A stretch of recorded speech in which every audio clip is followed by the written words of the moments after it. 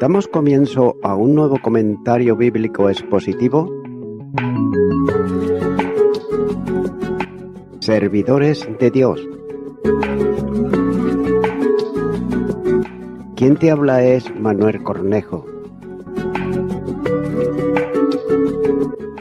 En esta ocasión estaré compartiendo sobre el libro de Génesis, capítulo 39 y los versículos 11 y 12, donde dice: Aconteció que entró él un día en casa para hacer su oficio, y no había nadie de los de la casa allí. Y ella lo asió por su ropa, diciendo: Duerme conmigo. Entonces él dejó su ropa en las manos de ella y huyó y salió. Nótese que finalmente llegó una oportunidad cuando la mujer egipcia podía arriesgarlo todo en un momento, ya que había intentado atraerlo en sus insinuaciones y también proposiciones. Parece ser que había perseguido a José y lo atormentaba con sus ofrecimientos y su invitación a dormir con ella. Y note que ahora las circunstancias eran muy apropiadas, y ella dice que lo asió por su ropa diciéndole: «Duerme conmigo». Para José, aquel fue el momento de la verdad. El profesor Bruce explica sobre esto y dice que la expresión «lo asió» está describiendo un acto de violencia. Normalmente, un hombre viola a una mujer por la fuerza con poco diálogo, y una mujer viola a un hombre con palabras seductoras. Proverbios capítulo 5 y versículo 7 dice: Ahora pues, hijo mío, oídme, y no os apartéis de las razones de mi boca. Note que la mujer de Potifar, ella atacó el estilo masculino, ya que es único en la escritura. Fin del comentario. Por otro lado, el verbo tafaz, es decir, que significa asir, se usa en la referencia a un acto violento, como por ejemplo nos demuestra en Deuteronomios, capítulo 9, versículo 17, donde dice: Entonces tomé las 2 tablas y las arrojé de mis 2 manos y las quebré delante de vuestros ojos. Y también Deuteronomios, pero ahora el capítulo 22 y versículo 28 dice: Cuando un hombre hallare a una joven virgen que no fuere desposada y la tomare y se acostare con ella y fueren descubiertos, es evidentemente que la mujer de Potifar asió con violencia a José mientras le decía: duerme conmigo. También es posible que José oyese una voz en su interior que le decía: huye, José, huye, no hay manera de escapar sino corriendo. Y es por eso que las escrituras nos dicen que, y dejando su ropa, es decir, su túnica en manos de la egipcia, el joven hebreo huyó a toda carrera. Aquella fue la huida más heroica en la vida de José. Se ha dicho que la oportunidad hace que un hombre sea un criminal y que tiene muchas oportunidades. La oportunidad, nótese que conduce a muchos por el camino equivocado. Fue sometido a una situación sumamente incómoda al ser asiado sexualmente por una mujer poderosa, pero sostenido por un poder sobrehumano, logró él prevalecer. El joven hebreo prestó atención a la palabra de Dios mediante la gracia y el poder de Dios, ya que es mejor perder una túnica que perder la conciencia. Con frecuencia se oye decir, para disculpar una acción, tengo que vivir, pero en realidad hay momentos cuando debemos de recordar que tenemos que morir, ya que vivir a la luz del hecho de que tenemos que presentarnos delante de Dios es la senda del gozo y del contentamiento. Continúo ahora con los versículos 13 al 18, donde dice: Cuando vio ella que le había dejado su ropa en sus manos y había huido fuera, llamó a los de casa y le habló diciendo: Mirad, no ha traído un hebreo para que hiciese burla de nosotros. Vino él a mí para dormir conmigo, y yo di grandes voces. Y viendo que yo alzaba la voz y gritaba, dejó junto a mí su ropa y huyó y salió. Y ella puso junto a sí la ropa de José, hasta que vino su señor a su casa. Entonces le habló ella las mismas palabras diciendo: el siervo hebreo que nos trajites vino a mí para deshonrarme. Y cuando yo alcé mi voz y grité, él dejó su ropa junto a mí y huyó fuera. Estos versículos están registrando la historia del orgullo y la perversidad del corazón. Muchos casos de adulterio y también de fornicación implica más que una cuestión hormonal, pues el orgullo y la depravación del corazón del hombre interviene de una manera muy importante. La mayor motivación en la normalidad de la satisfacción del orgullo es esta, ya que se ha dicho que el infierno no tiene una furia mayor que la del escarnio de una mujer y la mujer de Potifar. Demostrando esa furia, lanza todo su orgullo contra el joven hebreo y contra su esposo, como señala Génesis capítulo 39 y los versículos 14 y 17. Además, también, teniendo el supuesto cuerpo del delito en su mano, es decir, la túnica de José, fácilmente ella podía presentarse como la víctima del caso. La egipcia obtuvo una victoria, pero fue una victoria temporal, aunque podría sospecharse que ni aun su marido creyó en ella completamente, ya que la historia que la egipcia relató tanto a los siervos como también a su marido fue un invento artificioso. Note que se refirió despectivamente a José como el siervo hebreo. Y también dijo, como expresión, vino a deshonrarme, que significa vino a burlarse. El verbo hebreo se usa también en Génesis capítulo 19, versículo 14, con referencia a los yernos de Lot, quienes pensaron que él se estaba burlando de ellos cuando les habló de la destrucción de Sodoma.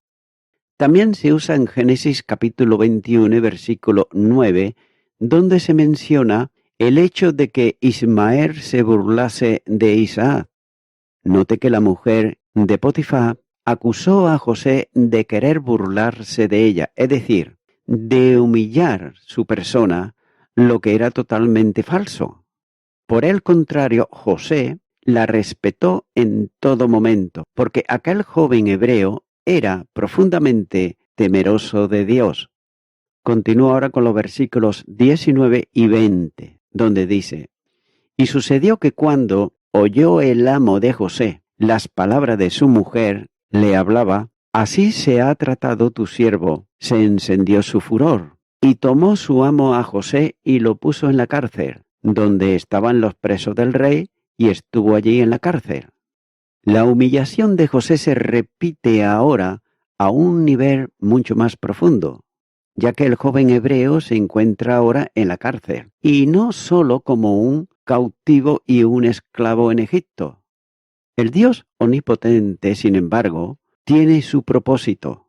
Aún en esa situación negativa e injusta como la que José experimentaba, Jehová Dios estaba realizando su propósito en la vida de su siervo. También debe de observarse que el furor de Potifar puede tener varias vertientes, ya que es posible que se debiera conocer que alguien intentase humillar a su esposa, pero también podría haberse debido a que Potifar había reconocido el valor moral y también la capacidad intelectual de José. Potifar debió de haber sido profundamente conmovido al enterarse de la acusación de su esposa que le hacía a José. Por lo general, la violación era un delito que se castigaba con la pena capital, pero el hecho de que José fuese confinado en la cárcel sugiere que Potifar no estaba plenamente convencido de que la acusación fuera fidedigna. Quizás la mujer de Potifar había protagonizado situaciones similares anteriormente. Entonces, para Potifar, lo peor de todo era la pérdida de un hombre tan capaz como José para atender los asuntos de su casa. Continúa ahora con el versículo 21, donde dice: Pero Jehová estaba con José y le extendió su misericordia y le dio gracia en los ojos del jefe de la cárcel. En este versículo está revelando que aún en la prisión Jehová estaba con José, ya que el Señor le dio gracia y además derramó sobre él su misericordia.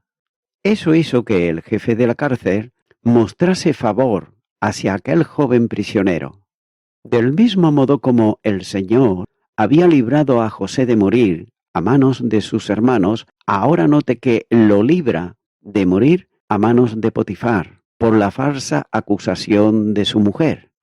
En Génesis 39 y versículos 2 al 4 registra el hecho de que Dios estaba con José, ya que Potifar vio que Jehová estaba con él y que todo lo que él hacía, Jehová lo hacía prosperar.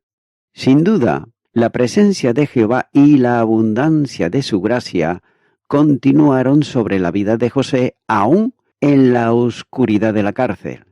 Por otro lado, el salmista registra la situación de José así, cuando dice el Salmo 105 y los versículos 16 al 19. Jehová trajo hambre sobre la tierra y quebrantó todo sustento de pan. Envió un varón delante de ellos, a José, que fue vendido por siervo. Afligieron sus pies con grillos. En cárcel fue puesta su persona. Hasta la hora que se cumplió la palabra, el dicho de Jehová le probó. Note que el salmista está aquí describiendo los sufrimientos de José en la cárcel, pero también registra cómo Dios lo libró y lo elevó a lo más alto. En el Nuevo Testamento, el apóstol Pablo sufrió situaciones difíciles. Cuando apeló al Señor, esto fue lo que escuchó él: «Bástate mi gracia, porque mi poder se perfecciona en la debilidad. Por tanto, de buena gana me gloriaré más bien en mis debilidades, para que repose sobre mí el poder de Cristo». Segunda de Corintios capítulo 12, versículo 9. Nótese que Dios permite muchas veces que sus siervos sufran por causa de la impiedad de los hombres. Eso sin duda le ocurrió también a José y le ocurrió también a Pablo. Pero nótese que la gracia de Dios y la misma presencia de Jehová nunca se apartan de quienes le sirve. Continúo ahora con los versículos 22 y 23, donde dice: «Y el jefe de la cárcel entregó en mano de José el cuidado de todos los presos que había en aquella prisión. Todo lo que él hacía allí, él lo hacía. No necesitaba atender el jefe de la cárcel cosa alguna de las que estaban al cuidado de José, porque Jehová estaba con José, y lo que él hacía, Jehová lo prosperaba». El jefe de la cárcel, él reconoció las habilidades y las capacidades de José y le entregó en su mano del joven hebreo la administración completa de la cárcel y depositó toda su confianza en José. El versículo 21 dice que Dios le extendió su misericordia y le dio gracia a los ojos del jefe de la cárcel. Y el capítulo termina diciendo: «Porque Jehová estaba con José, y lo que él hacía, Jehová lo prosperaba». Dios derramó de manera abundante su gracia sobre José, como lo había hecho también anteriormente con Abraham, Isaac y Jacob, en cumplimiento del pacto que había hecho con el gran patriarca. Y voy concluyendo con esto, y es que Dios tiene el control de cada evento en nuestras vidas, tanto sea bueno como sea malo. Es sorprendente el considerar los dramáticos ascensos y descensos de la fortuna de José, y note que aún la historia no había terminado. Tenemos la capacidad de leer su historia y ver, por otro lado, fácilmente la mano del Dios soberano obrando en su vida. Pero no fue tan fácil para José cuando estaba viviendo estos eventos, ya que hubiera sido mucho más fácil para él ceder a la desesperación, ceder a la amargura. Pero Dios tenía control absoluto sobre todos estos eventos y él no fue al azar en las cosas que permitió que José pudiera soportar. Durante su mandato en la casa de Potifar, por ejemplo, José aprendió las importantes habilidades administrativas que necesitaba más adelante en la vida. Dios vio mucho más allá del horizonte inmediato de su existencia cotidiana y su plan era un plan perfecto. Él sabe exactamente lo que cada uno de sus hijos y de sus hijas necesitan aprender y qué cualidades debe de desarrollar también para cumplir dicho plan. Ya que cuando experimentamos un sufrimiento profundo o un éxito elevado, es fácil perder de vista este importante principio. El Señor, nótese que tiene el control de todo lo que nos toca, incluida la rutina diaria mundana de la vida ordinaria, que en sí misma puede ser el entrenamiento más valioso a largo plazo. Aprovechamos al máximo el desarrollo de su carácter cuando tenemos presente esta verdad, ya que el Señor nos bendice cuando somos obedientes. Y nótese que casi parece inconcluente leer que el Señor estaba bendiciendo a José al enviarlo a Egipto como esclavo, pero los propósitos de Dios van mucho más allá del momento inmediato. El Señor había puesto a José en una situación sobre la cual no tenía control, pero había una cosa que podía controlar, sus respuestas a esa situación. José, él se concentró en hacer las cosas que se le habían encomendado, lo que significaba obedecer a su amo y hacer su trabajo con cuidado y seriedad. Hay momentos en que nuestro mayor acto de obediencia al Señor es simplemente someternos humildemente a las circunstancias que están fuera de nuestro control, ya que nuestra sumisión a su voluntad le permite a nuestro Padre eterno derramar sus bendiciones más plenas en nuestras vidas, ya que todo lo que viene a la mano para hacer, hazlo según tus fuerzas. Eclesiastés capítulo 9, versículo 10. Y nótese que a la larga, nuestro Padre Eterno bendecirá esa aptitud. Amigo y amiga oyente, Dios nunca tomará el control de una vida si la persona no quiere. De hecho, muchas personas suelen culpar, por otro lado, a Dios cuando las cosas no salen bien. Sin embargo, ellos no aceptaron la gracia divina de Dios, que es la salvación en Cristo Jesús. Entonces es una contradicción, por un lado, el rechazar a Dios y por otro, el culpar a Dios de las cosas malas. Es por eso que para el hombre y la mujer que son sabios, lo más importante en su vida es aceptar a Jesucristo como su único y suficiente Salvador. Y para ello es necesario creer en Jesucristo y también en su obra de redención que Él llevó a cabo aquí en la tierra y lo hizo dando su vida a favor del pecador, de la pecadora, arrepentido y arrepentida. Y no solamente dio su vida y murió por tus delitos y tus pecados, igual que por los míos, y por todo aquel y por toda aquella que viene a Él en arrepentimiento, sino que también resucitó al tercer día de sobre los muertos. Y esto ninguna religión lo puede afirmar. Ningún hombre en la historia, por muy sobresaliente que haya sido, ha vivido y ha muerto y se acabó. Y lo enterraron y ahí quedó. Pero sin embargo, la tumba no pudo retener a aquel que Dios envió, a su Hijo unigénito, a Jesucristo. Por tanto, mi amigo, mi amiga, te animo a que puedas hacer una oración de fe para aceptar a aquel que dio su vida por ti en tu corazón.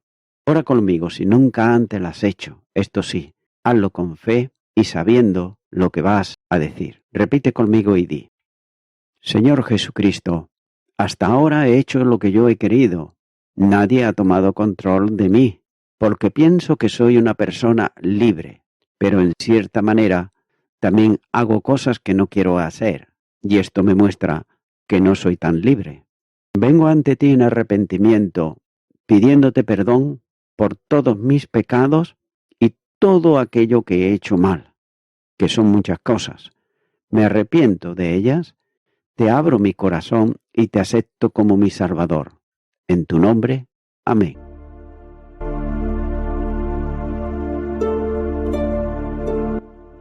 Amigo y amiga oyente, si tú has hecho esta oración de corazón, te recomiendo que comiences a orar a Dios, en primer lugar, en el nombre del Señor Jesucristo. Orar a Dios no es rezar, sino que es hablar con una persona. También te recomiendo que leas la palabra de Dios y lo hagas a diario. Comienza, por ejemplo, con el Nuevo Testamento. Y también, por último, te recomiendo que para que puedas crecer espiritualmente, te congregues en una iglesia cristiano-evangélica, donde se predique, se enseñe y se practique la sana doctrina y la palabra de Dios. Congrégate ahí y con el tiempo podrás crecer espiritualmente y también servir al Señor Jesucristo. Que Dios te bendiga. Y a toda la audiencia, nuevamente ya me estoy despidiendo de todos ustedes y será hasta el próximo programa. Que Dios os bendiga a todos.